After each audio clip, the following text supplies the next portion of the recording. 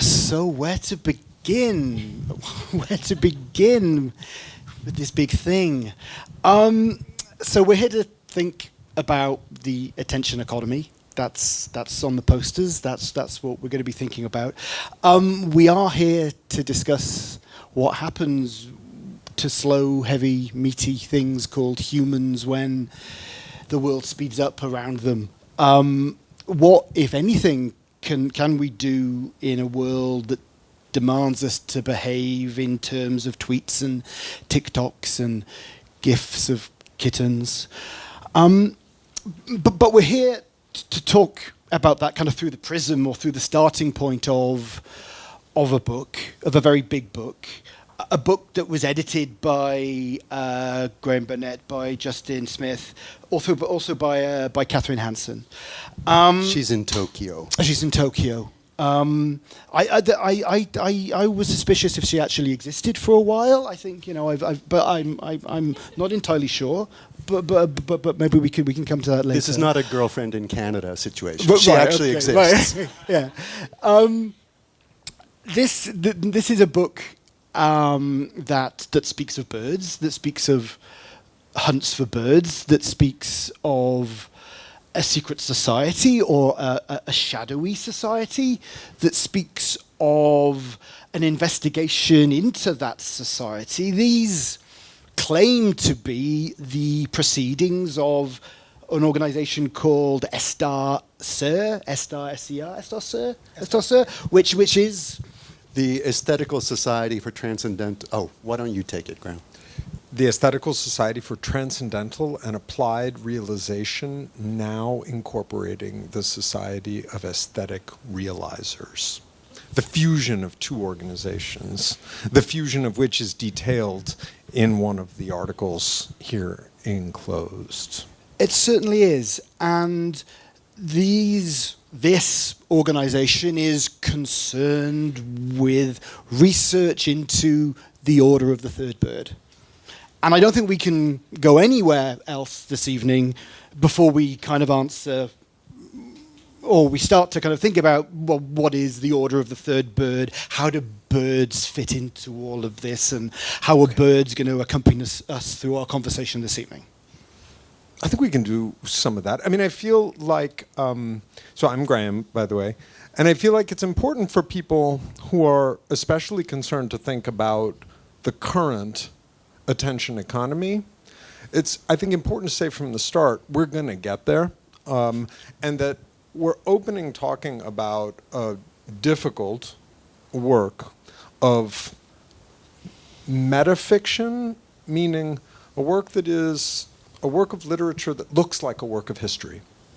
So if you pick up this book and you flip around in it, you'll see what seems to be a work of historical scholarship. And in a lot of ways, it is a work of historical scholarship.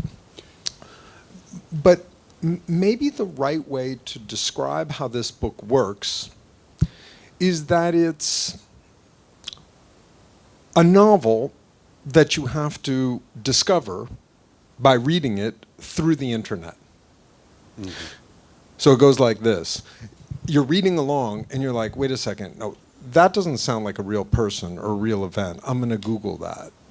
You Google that. And sometimes what you Google will actually be real. And then you'll end up down one of those internet rabbit holes where you'll discover a bunch of amazing history that you didn't know and a bunch of interesting connections, many of them related to the history of attentional practices. I think we've tried to quantify the percentage of real and fabulated, and it's something like, what would you say, 30-70? Where 30 is real, Yeah. or 70 is interesting. Yeah. I recall trying to, but it's... That's interesting. I think I'd probably put the real slightly higher, but already you can see that, there's work to be done. But just to finish that move, so you're reading along and you're like, wait a second, maybe this, no. You Google it, you discover actually that's real and surprising, and you learn some stuff. Some of the stuff is actually not going to be findable when you start Googling it. And basically by a process of sifting, the novel emerges from the historicity. You both learn some history in the process of trying to make sense of what's real and what's not, and you uncover the sort of fictive arc of the story. So that's the ambition of the work as a work, even as its subject matter is absolutely real. And it would go, I think, for me like this. You'll have to see if it clicks for you, said this way. We're at a moment in which human attention is being systematically commodified in transformative and radical ways. We are the subjects of an experiment in human fracking. So if you know what fracking is as a technique for getting petroleum out of the earth, you'll know that once upon a time there was like enough oil down there in lumps that it was like a zit. You could just kind of squeeze it and there would be petroleum that would come up to the surface, crude oil. There's no more big zits of oil like that now. So the only way to get oil out of the ground now is to pump down high pressure detergent that dissolves the oil and forces it back up to the surface where you separate the soap and the water from the oil. That's fracking.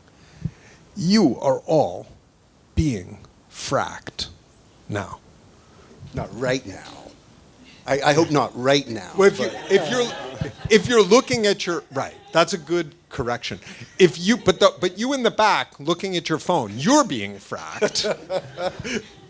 Meaning these devices are pumping high pressure detergent into your faces in order to dissolve inside you a little vaporous money value of attention, force it to the surface so that it can be sold in the form of continuous auctions, bidding for advertising to appear in your TikTok feed or otherwise in the periphery of whatever you're doing on your screens. I just wanted to supplement this to go back a little bit to the question of metafiction, what it is, what we think we were doing. Up until recently, up until after the publication of the book, we typically presented it in character. We're now showing our cards, so to speak, and talking about this not as Estar researchers, but as people with real-world concerns, as we're kind of showing you tonight. We're being earnest. We're not joking around. And then the question often comes up, is this book a joke? Are you joking? And I think, you know, there are various responses to that. One could say, well, yes, but some jokes are very serious. Another way of responding is saying, I think we often invoked while working on it, a line from Walt Whitman that we're kissing reality lovingly, which is to say that it's kind of skating over the surface of reality and sometimes veering off away from reality, but the ultimate concern is with reality, and I think the ideal of the method of historiographical metafiction is to reveal features of reality that would not be immediately transparent to readers if we simply insisted on them as fact in declarative sentences. Yeah. I'd like to come back in a moment to the notion of the literary and the fictional element of this, and maybe the zits we'll kind of leave to one side for the moment. But I think it's important that we focus on the birds, because it all starts with a myth. And actually, I think the myth where it starts is actually a really nice way of actually getting into this topic. So I'm not sure, Graham, Justin. Go ahead. Yeah. Imagine that across time there had been a self-sequestering community of radical attentionauts, practitioners of extreme forms of collective attention. meaning people who gathered to give their attention to objects in extravagant, pointless, generous, histrionic, playful, passionate ways. And that they did so out of some pure commitment to what attention can give. So, are you with me? Imagine, across time, these groups working often at the margins, drawn from all classes and all regions, all ethnicities, but with sideline connections to each other of a subterranean sort, would periodically agree, like pre-modern flash mobs, to gather and give their attention radically to some chosen object, form, text, situation, place, occasion, possibly sometimes persons, and to do so generously, and to do so with the fullness of their senses and with the entirety of their cognitive apparatus. And according to a prescribed set of rules or a protocol. So if you followed us to this point, you might be thinking, well, that's just true. I mean, there have been a lot of people across time who kind of gave their attention very radically to different things. Some of them were like aesthetes, and they loved poetry. Some of them liked to go to art galleries. Some of them were monks who prayed together. That's kind of a form of radical attention. You feel me? So what this book does, as Justin has indicated, as you're hearing, is it sort of dreams a world of forefighters in our current battle to protect a human form of attention. And we call those forefighters, the people who all across time, sort of like, how many of you remember that goofy movie Highlander? Oh, no takers, huh? Write we this have a down. Highlander fan, Wait, one. Somebody who's over 50, come on, represent in the house. Over 50 in the house. Younger people, make a note on your phones to watch this movie Highlander, which is crucial context for this. So for us, the birds are this dream community distributed in cells who, where and when, it's a little hard to say exactly because they were very private about what they did, met here and there in these occasions, these seances of extreme attention. Now, some part of that, well, I'm not even going to say what part of it is true or false. We've already said there were a lot of people who gave their attention in very radical ways, using specific protocols even, right? Jesuits, Zen masters, with their kind of orders of ceremonies and techniques for giving of themselves to their objects of attention. We follow this community of birds who were at the edges of the surrealists. We have a chapter on how some of the surrealists we think were birds, who were at the edges of the moment of the foundation of comparative literature. I think maybe Eric Auerbach, author of Mimesis, may have been a bird. Immanuel Kant in the Critique of Judgment as well. Almost certainly a bird, another one of these kind of radical attention-oughts, Kant. There's even a sense that Hegel may have contributed a component of the... It's a small school of Hegelians in 19th century Kentucky who were pushing that line, and it's very debatable. When we go to the historical record, researchers in Estarcer, who are a little obsessive, you might say, almost always find traces of the order of the third bird.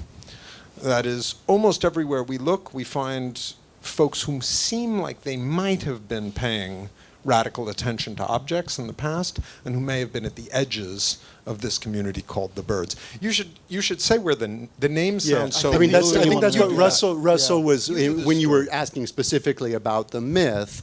It is a question we haven't addressed yet, why birds in particular. And this comes from a fragment which is actually in the possession of Estar Ser, a Latin fragment handwritten in the back of a 16th century text attributed to a certain pseudo-Ausonius, according to which there was a story in ancient Rome where painter was so good at trumping the eye that he painted a bunch of grapes, and 3 birds came along and reacted differently. The first bird, what did he do? He squawked and flew away. The second bird flew right into the painting, thinking that that he was going to get some grapes, and was probably disappointed when he encountered the canvas. The third bird, so the fragment says, for reasons that Estar Ser researchers have discussed ad nauseum, the third bird simply stares at the grapes, simply sits there and stares. Does he think they're real? Has he been trumped by the greatness of the painter's skill? Or is this a kind of devotion of attention that he's giving to the tableau, right? So that's the origin of, I wouldn't say it's the origin story. Arguably, we wouldn't need that fragment in order to understand how this order has existed across time, but it helps us to orient, and also to think with the first and the second bird about alternative ways of engaging with works of art, and perhaps even to identify out there in the world heretical sects, the Order of the First Bird, for example. And that also comes up in this volume. Let me make sure people get just that story, because it feels sufficiently important. And some folks who are like art historians in the room may recognize the source tale, which comes from Pliny's Natural History, and it's the story of Zeuxis. For those of you who are kind of down in it, not required to know this, but in Pliny's Natural History, there are a set of stories about mythical painters, Parrhasius, Zeuxis, who were supposed to have nearly magical powers making paintings. So this is from like the 1st century of the Common Era. And there are collected stories about older painters, Greek painters. And so one of those stories is this famous story about Mimesis, a painter who can paint so well that he can paint objects that deceive even animals. And so the idea is, wow, you're an amazing painter. So just as Justin said, one of those stories involves the painting of grapes that birds come to. And then there's a lovely little riff in the original, Pliny, that Zeuxis does a painting of a boy carrying grapes. And the birds come and peck at the grapes. And all of the people in the village are like, man, Zeuxis, you're the greatest painter ever. And he says, no, if I painted it better, the birds would have been afraid because the boy was standing there. So I obviously did a crappy job on the boy in this painting because the birds flew right up to a human being, which they would never do. And so in this version of the story that bursts our kind of volume, Zeuxis works on the painting a bit more, corrects the boy, makes it even better, and then indeed these 3 birds approach. The one who sees the boy flies away, the second who pecks at the grapes anyway, and then this mysterious 3rd bird who just stops and looks. And if you're into mythos, you might say this is the bird that discovers the very idea of an art object, right? It's like, I'm not going to try to eat the grapes, I'm not afraid of the boy. This is the thing I'm supposed to look at. I'm supposed to pay attention to this somehow. This is a bit of a puzzle in the attentional space. It's a kind of an attentional trap, you might even say. It holds you there. And so devotees of this transhistorical community of radical attentionauts kind of take that third bird as their, I think we don't say spirit animal really anymore. Shouldn't say that. We moved away from that, and rightly so. So we could say avatar, maybe? Totem? Totem? All of As- these are as- off the table at this point, I think. As a significant animal figure behind which to rally their commitment to durational attention. Yeah, and we're thinking, you mentioned the notion of groups and societies that meet up for common goals, and and we're in Paris, and of course France has a rich tradition of shadowy, secret societies who might not want to be seen and be known. And I'm thinking of the surrealists you mentioned. You've got the situationists. I'm thinking, to a certain extent, kind of Oulipo, but they're a lot more playful, but have their own rituals. And I think, obviously, George Bataille's Acéphale, who, were approaching Halloween, and that was really kind of dark, and they wanted it to end in a human sacrifice that may or may not have been carried out. But all of this has an element of ritual. And I think I'm interested in the forms of attention that the devotees kind of show, because there are some very precise kind of ways of looking, ways of seeing that are highlighted in this book. Yeah, sure. Well, I think it's important to distinguish. This book is not written in the voice of devotees of the order. It's written in the voice of researchers who would very much like to know more about the order and are often frustrated in this goal because the order is fugitive. It does not want to have a book written about it.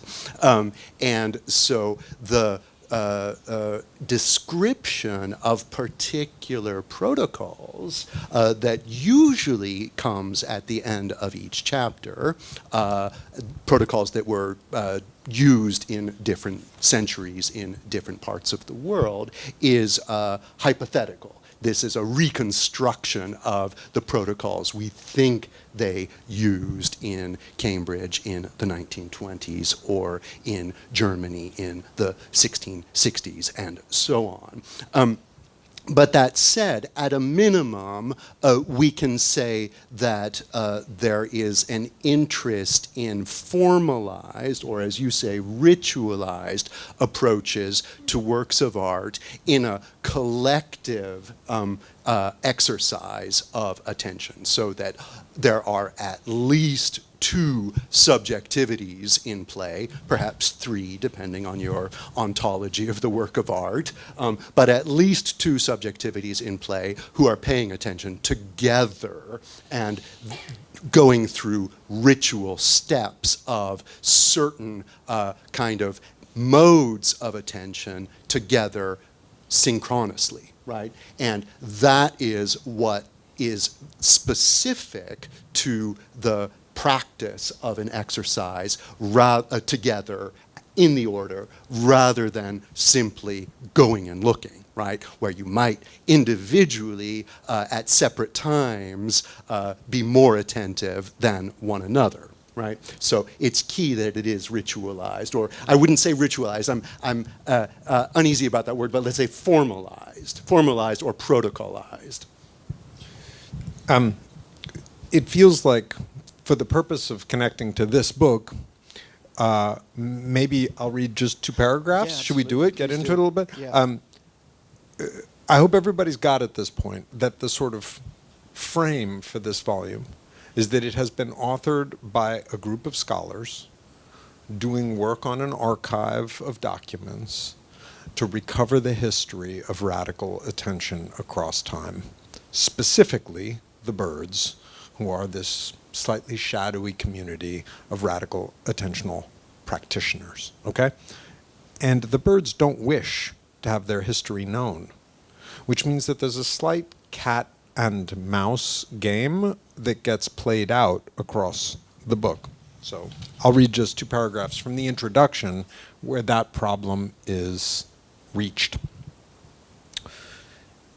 Unfortunately. Do you want to give the page number for people who have Oh, sure, 36. And I'm in the second full paragraph. It has become increasingly obvious over the last 20 years that there exists at least some subset of the birds not content merely to go quietly about their birdish business of looking at art. These individuals seem to esteem the special intimacy of bird practice to an extravagant degree. And from this position, they regard the work of Estar Ser, which is to say our work in this book, with genuine suspicion and even outright hostility. To be clear, we would never want to suggest that any of these spirited partisans of bird privacy have permitted themselves any activities actually endangering to any Estar Ser scholar. For all their eccentricity, they uniformly eschew violence. But there is excellent evidence that these purist birds have engaged in considerable mischief. There's every reason to think that the persistent problems of distribution and access that have plagued our publications in the last decade, a few issues gone missing here and there, yes, but also whole runs of the bound journals suddenly disappearing off the shelves of university libraries, and otherwise inexplicable disruptions of digitized access to our work, that all of this is the result of acts of low-grade sabotage upon Estar Ser's body of scholarships. All signs point to birdish culprits. So in the end, the book is throughout a kind of cat and mouse game between the effort by the researchers to do the history and the efforts of birds to kind of erase and wreak havoc on the book. And this is why you should not, also why you should not necessarily trust your Google results. Right. Well, yeah, I'd like to come back, I'd like to tackle the reality question head on here, because for a long time, this was to be consumed as a real work of historical inquiry. And I remember when I came to another launch of this book, it was done, as you say, in character, and we were encouraged to feel the reality of most things in this book. And I know that you'll say that, well, Estar Ser is a real organization, and you'll tell me that, you know, that there are elements of reality here, but the mood and the tenor of the way in which you're speaking about this book has changed. And I want to know why. I can't say why. I was going to make a different comment. Maybe Graham wants to say why, and then I can make the comment. Why don't we let that hang for 1 second? You make your comment, and I'll come back, because I feel that's a legitimate question. So I'm not professionally a historian. Graham is. My PhD is in philosophy. But I care about history greatly, and I've kind of been inducted into the world of historical research, mostly by doing historiographical metafiction, which is a strange introduction.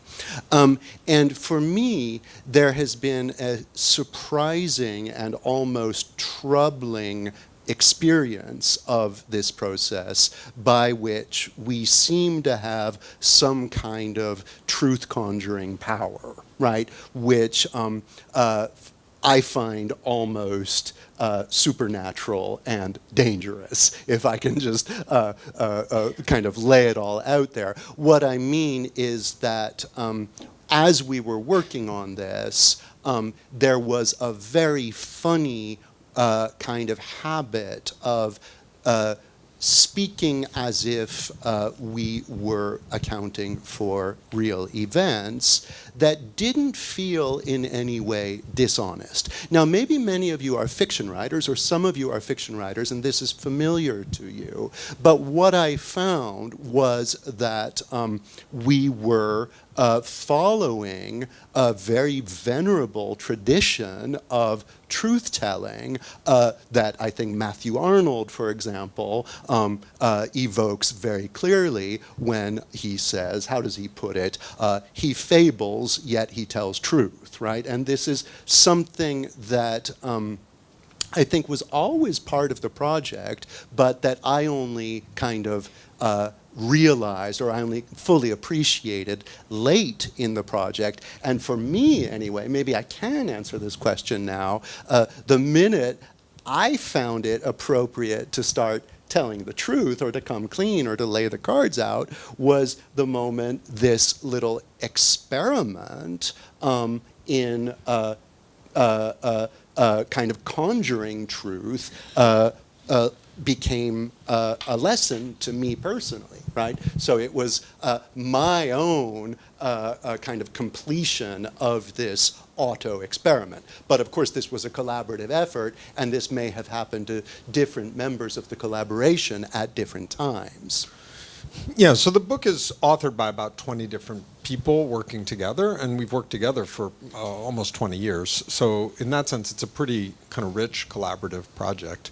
There are different ways to talk about the book, just as Russell has said.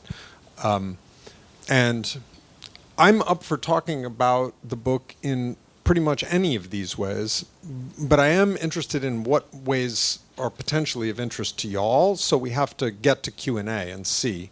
I am interested in a line of literature that passes through Borges, and for readers of Borges, this book can be read as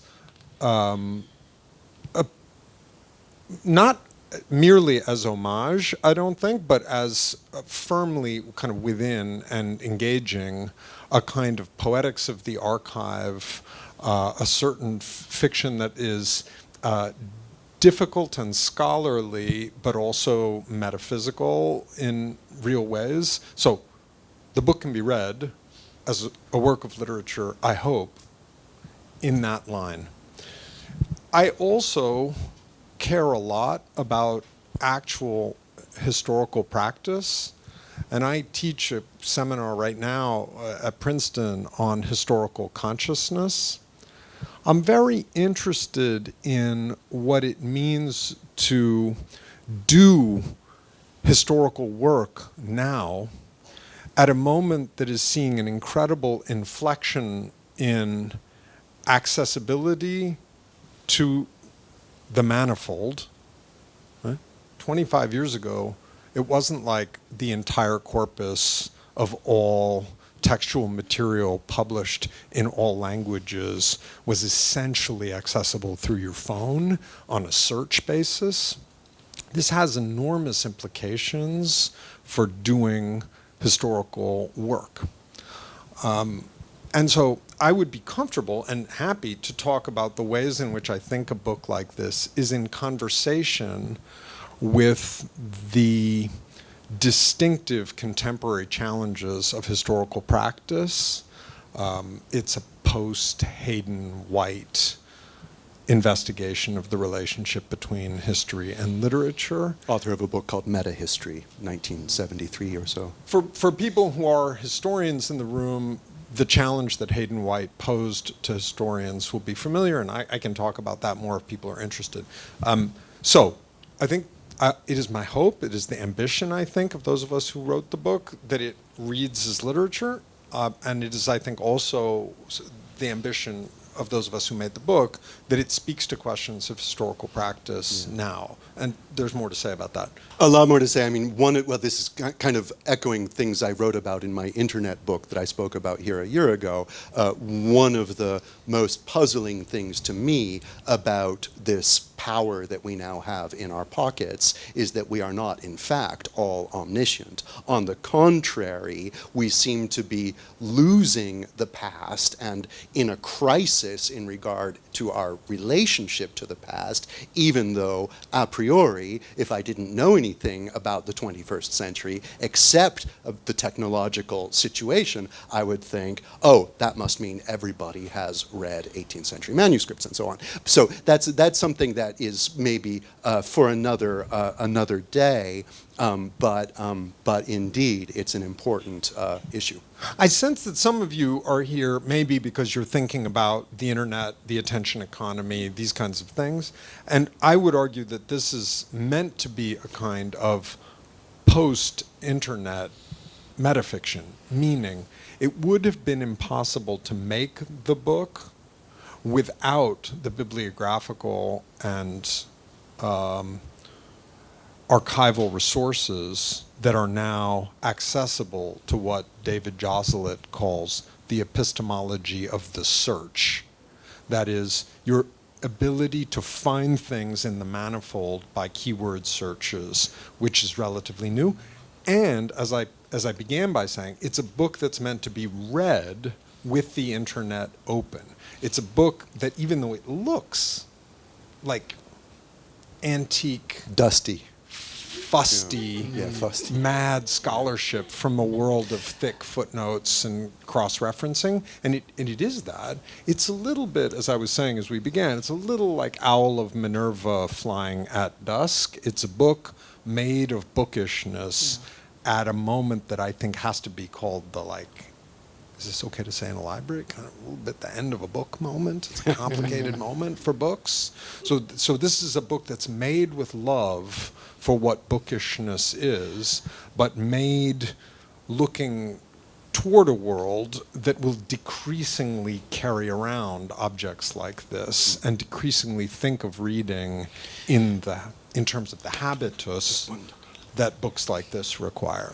We're obviously in a crisis of the book, of a period that began in the late 15th century, and really, it's something that we need to think about in the present moment. I'm always shocked when I enter a university library and I see in the foyer a giant sculpture made out of books nobody wants to read any longer, as if this were a celebration of books. It's not. It's a giant testimony to the gravity of the crisis.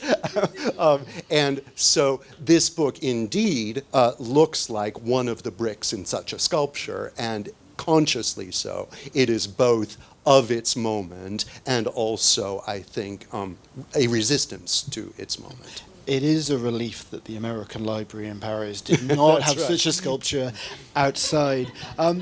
I'm really conscious that we're going to be opening up fairly soon for questions, so please kind of get them ready. I just wanted to kind of share the experiences of somebody who has actually read the book very kind of recently, because I think, it might not immediately sound this, but it's actually bloody good fun to read, right? There is, it takes an investment and it takes a certain kind of mode of reading. But one word that we haven't mentioned so far is that of play. And I think what you've described, this kind of process of reading the book with Google open, creates a kind of specific mode of reading that is quite interesting. And actually being actively encouraged to do that is different. And there is humor in it. There is a kind of, I like to think about kind of, like we're used to historical inquiry, or we're used to reading textbooks that are written in a disinterested way or with critical distance. And this, I think, allows other words in, like joy, like fun. You've used the word awesome in its kind of, real sense in talking about this. So I think it's worth saying that there is a lot of enjoyment to be had in this book as well. And you mentioned Borges. There's also Julio Cortázar. There's also Italo Calvino, who make their appearances in this book. And I think it's kind of interesting, the reading experience. It's a book that speaks of attention, but it's also a book that kind of fosters attention. So if there is a ritual here, it's actively in the act of reading. It creates an interesting reading position as well, for somebody to actually go into that. Why fiction specifically, though? I think it's interesting that there is a moment of history. There's a moment in history where the novelists are turning to the internet now. We've got Harry Kunzru, we've got Jennifer Egan, we've got Patricia Lockwood. They've all kind of tried to get to grips with the texture of how we live now. And that kind of seems to kind of coexist with what's happening online. And I hate the term fake news, but it seems like fiction is somehow working as a counterpoint to the mistruths that we might see on the internet. And I guess I'm wondering if that's a fair reading of the third bird.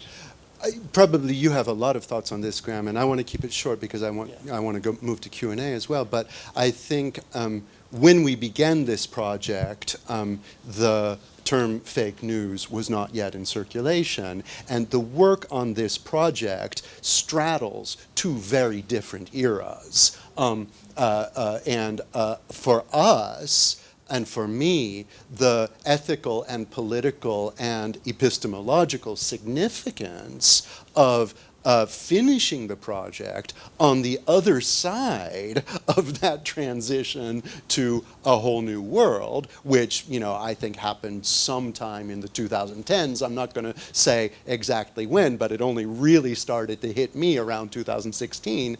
The significance of that for us on many levels, I think, was very real, and we haven't adequately worked it out yet. I would say personally that this work does in some way engage or face up to fully and frontally the crisis, not just of attention, but also the crisis of, I don't want to say disinformation, but the crisis of epistemic authority in the 21st century media landscape. I would say just a couple of things. One, the book was never intended to punk anyone. In fact, we released with the book a set of peer reviews. Are you familiar with like the peer review process in academic life? So for those who don't know, when academics publish books, like Justin and I did that book, which is just a kind of a wonderfully tedious academic book. It's like an academic book about attention. It goes to readers who write anonymous reports saying whether it's good or bad and whether it should be published. Okay? This is how, when you get a work of scholarship, it's supposed to be vetted. I get that quite a lot. I get that quite a lot. You get, revise and resubmit, we say. So this book we released with 3 devastatingly negative peer reviews, like 35 pages by 3 real scholars pointing out dozens and dozens of factual inaccuracies, calling into question whether any of this existed at all, and asking whether the authors had gone mad, and strongly recommending against publication. Now, the 3 peer reviewers who wrote those are friends. They knew the book very well, and those were meant to be like a vade mecum, to like explain, here's how to read the book. Don't be confused. Here are a bunch of errors, so that somebody who skimmed that quickly would be like, oh wait, I see. This is not reliable. And it was all set up very sweetly by the publishers in the UK, that they released those peer reviews as if by accident on their email thread. So the editor wrote to the other editor with them attached saying, what the hell are these? How come I never saw these? And then sent that to the whole list of 5,000 people that they had on their list, and then sent a recall message saying like recall, you know, but not really recalling it, as if it had been dropped by accident. So this was part of the play. So one, we never wanted to sort of punk anyone. We wanted people to understand that it's a work of literature, one. Two, I have an essay that's on this, which I care about a lot, this question of fake news. It's an essay called In Lies Begin Responsibilities, which is about kind of criticality and the fictive. And so it's up on my website. If you want to kind of get my position on this question, it's in that essay, which I won't try to like rehearse here. And then maybe the last thing to say goes like this. I really care, I think all of us do, about the thing we began from, the fracking. Human fracking, the compromising of our attentional capacities, and the way that human attention is being industrially turned into money in a very new way. And I teach on this at Princeton. I'm involved, as is Justin, with a kind of an activist group called the Friends of Attention. We've created a school in Brooklyn. Anybody in Brooklyn want information about this nonprofit school that's about radical attention activism? Love to talk about that. Why have a fiction? Why not just say the real thing about this? Why not? I'm not opposed to like putting, aux armes citoyens to the barricades to fight back against the frackers. I'm fine with that. But there are also certain kinds of very delicate things that cannot be gotten at directly. And let me see if I can give you a metaphor for this and see what you think. In the history of science, there's a really interesting phenomenon. It's optical. Some of you will know it. It's called averted vision. It works like this. If you go out tonight and you look up, if you can see the moon, you look at the moon, focus on the moon. And then without shifting your gaze, become aware of the faintest star that you can see over here in the peripheral vision, okay? You're looking at the moon, you notice a very, very faint star over here without looking at it, and then look at it. Do you know what happens? It disappears. This is not a fictional story. This is completely real, and you can test it tonight. Even Aristotle knew about this. There's a very straightforward physical explanation. The retina, the back of your eye, is not homogeneous. It's made up of two kinds of cells, rods and cones. The cone cells do color light. I see people who are in bio, yeah? You're like, yeah, wait, I know this. Okay, wait, then you have to do this. The concentration of the color cells is in the middle of the retina, in what's called the fovea. And there are so many of them in the fovea that they crowd out the rods, which are just like photon detectors. They don't know from color, but they can detect very, very low levels of photonic radiation, okay? That means that you have a lower density of those rod cells in the center, and that means that you actually have finer receptivity for faint light in your peripheral vision than you do in the center. You see color better in the middle, and you see faint light better in the periphery. Okay, you don't notice it because your brain kind of massages it into the view you see. Why is this important?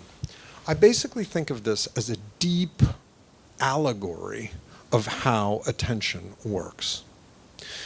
There are certain kinds of things that really to see, you can't look at directly. They only become seeable when you permit them to float into your view in your peripheral vision. And I basically think that in that is a kind of philosophy of the art object in relation to the work of truth. I want, and Justin wants you, to put this right in the middle of your view and really look at it and don't look away. But the reason we want that is that you become aware of some truths that you won't see if you just kind of try to look at them directly. And those are really important truths that have that shape.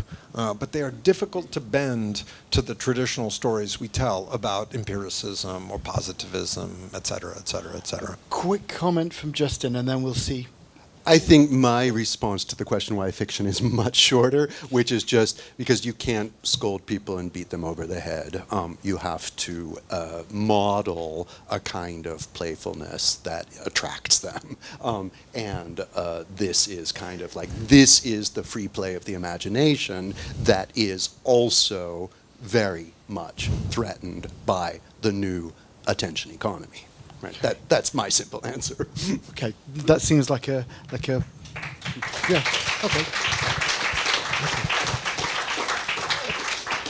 We've got time for a couple questions Great. now, so raise your hand very high. 2 eager hands just went up in the back. I will bring you the microphone. I didn't see who was first. Okay. Hi, I've written a lot about the attention economy, and I thought that this talk was going to be more about that, actually, unfortunately. I find what you're doing very interesting. However, I do have to ask, is this not ivory tower academia at its most resplendently and reprehensibly a little bit idle, considering what is happening right now, especially considering all of the fake news that's being disseminated about Hamas and what's going on in Israel? And then on top of that, I think, I'm sorry, I really disagree with everything that you've just said, because people need to know. People need to know the fact that, like, not only does Meta have the patent to listen to all of our conversations, these things are routinely being patented, and I'm not sure that that can be achieved through some long allegory, apart from just telling people, yes, you do need to be afraid. I'm sorry, there are so many things you need to be afraid of right now, and that is a very valid feeling to have. Again, I have a very short answer, which is why my answer is just that there are a lot of people working on that problem, and some of us at least need to model what the free play of the imagination looks like, because otherwise we're really screwed. This is part of it. I'm really sympathetic to that, and I mean, nobody has to like this kind of project. You know, à chacun son goût, you know, like art is a thing. I do think that this is a work, and I do feel bad that you ended up here thinking we were going to talk. And I do feel especially, I'm especially sad about that, in part because, and I'll just give you the internet address and look it up. You know, the Strother School of Radical Attention, I'll give you a card, literally on Saturday of this week in Brooklyn, 70 people working for 3 hours just on consciousness raising in relation to the fracking dynamics of the attention economy. So I guess, you know, this is partially a marketing problem. You know, you get invited to a gig because I didn't write the title for what this was going to be. I'm sorry. I love that thing, and we'll talk about that. I'm under no illusions as to whether a work like this is going to sort of bring Alphabet to its knees. I'm 100% on board with it not doing that. I think this work will stand or fall based on what critics decide about the work. But if you want to talk about that stuff, I'm here for that and care about that a lot.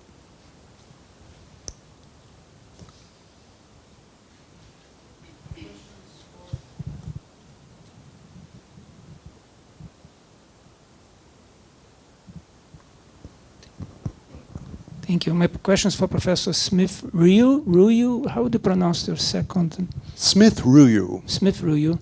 I don't recall if it was in your book about the internet or in your Substack that you mentioned that for the purpose of doing research on the book on the internet, you briefly returned to Twitter, stayed for some time, and then you dropped it again because if it was doing something to your capacity of paying attention to things. And you've obviously dedicated a lot of effort into thinking about these issues. Can you talk a little bit about how you approach using this on social media so that you access the knowledge you want, but it does not corrupt your ability to pay attention? I haven't been doing a very good job, to be honest. I did indeed, I forget where I wrote that, but yes, indeed, I did go cold turkey after I finished the work on the book, The Internet is Not What You Think It Is, and then I described my kind of Twitter addiction as a kind of deep ethnography, right? But that's just trying to spruce up what was, in fact, just a nasty addiction. And the truth is, I'm back, but I'm lurking under an anonymous account. So, you know, what can I say? I mean, I'm as weak as everybody else. I'm not an exemplar of how one should live one's life. I think Graham has been much more resistant to these forces, perhaps because he is indeed truly committed to the vision being kind of explored at the Strother School of Attention, and I am again, just either weak or vacillating or something like that. So it's a problem, but then another way I could spin that and say it's a problem I know firsthand. I'm not up here scolding the youth, right? Because I'm extremely immature. We have time for one final question. We'll go up here. Thank you. Well, I am here for that book. So I just thought this was so fascinating, and I would also just argue that it really, I mean, humorous and fiction, I mean, all of that, the play is so important, but really core, critical concepts in this time. I mean, of what is real and what is fake and what is, true. And I mean, it is all completely like over the last 100 years. It's just been like this explosion of these things. And so the way I'm really interested in reading this, and all kinds of questions pop up. It's like, what would the researchers think that the third birds would have to say about AI or about all these things? I mean, these concepts just continue to proliferate. So just that. And the last thing is I did a project with the Internet Archive like 10 years ago, and they had literally piles of books that made sculptures in the warehouse, and Dan Brown's The Da Vinci Code. There were thousands of copies, and they made sculptures out of them. I'm okay with that. Yeah.